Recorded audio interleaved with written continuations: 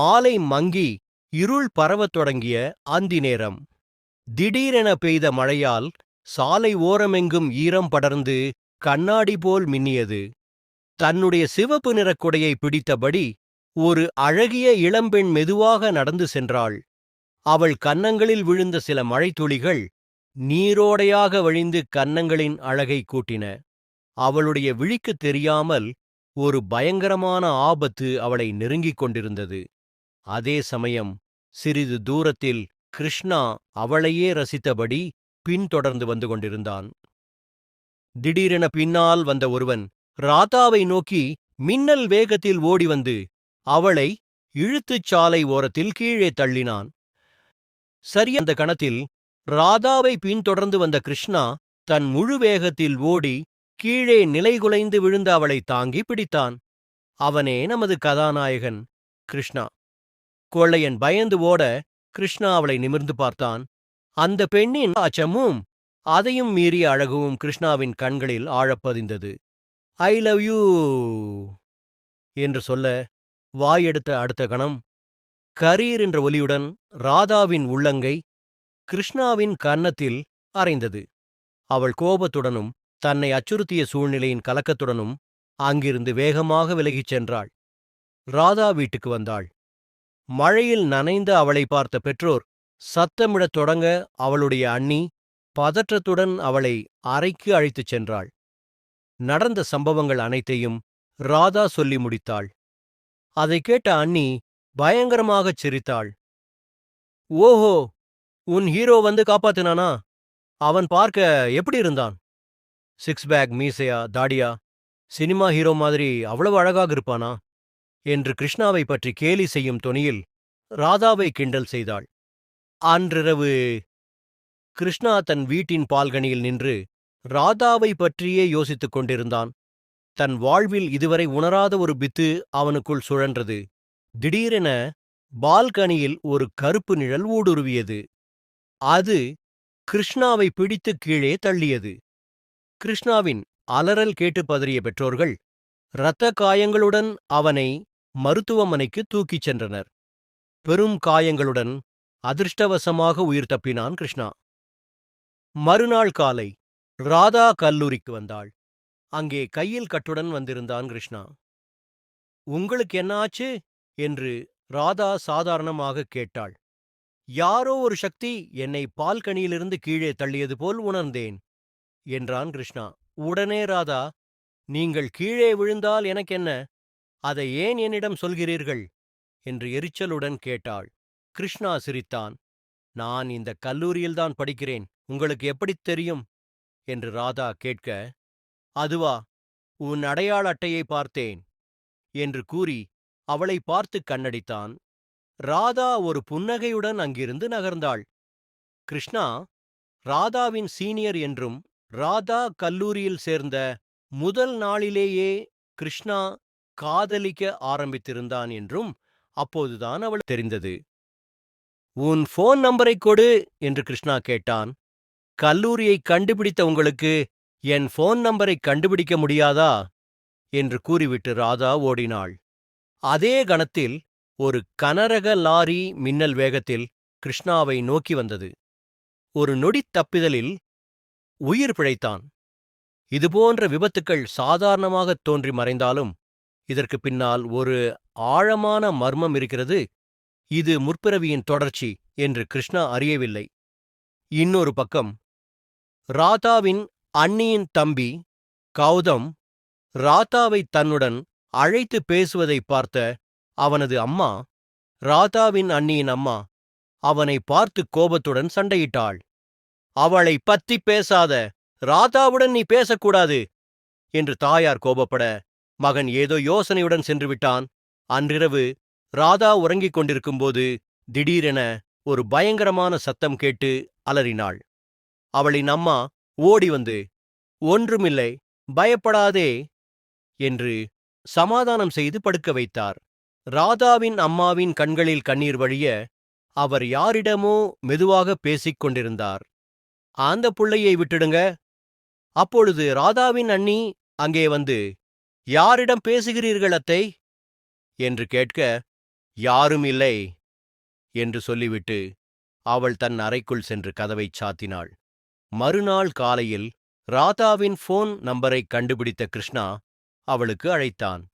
கல்லூரிக்கு வரவில்லையா என்று கேட்க, அவன் நாளைக்கு கோவிலில் சந்திக்கலாம் என்றான். ராதாவும் சம்மதித்தாள். மறுநாள் இருவரும் கோவிலில் பேசிக் கொண்டிருந்ததை பார்த்த ராதாவின் அம்மா, கோபத்தில் மின்னல் வேகத்தில் அங்கு வந்த ராதாவின் அம்மா கிருஷ்ணாவின் கன்னத்தில் ஓங்கி ஓர் அறை விட்டார். ராதாவின் கையை பிடித்து இழுத்து அங்கிருந்து வீட்டிற்கு அழைத்துச் சென்றார். அன்றிலிருந்து ராதாவை வீட்டிலிருந்து வெளியே அனுப்பாமல் இருந்தார். அவளது காதல் விவகாரமே இதற்கு காரணம். அவளுக்கு அழைத்தான். ஆனால் ராதாவின் தொலைபேசி அணைத்து வைக்கப்பட்டிருந்தது.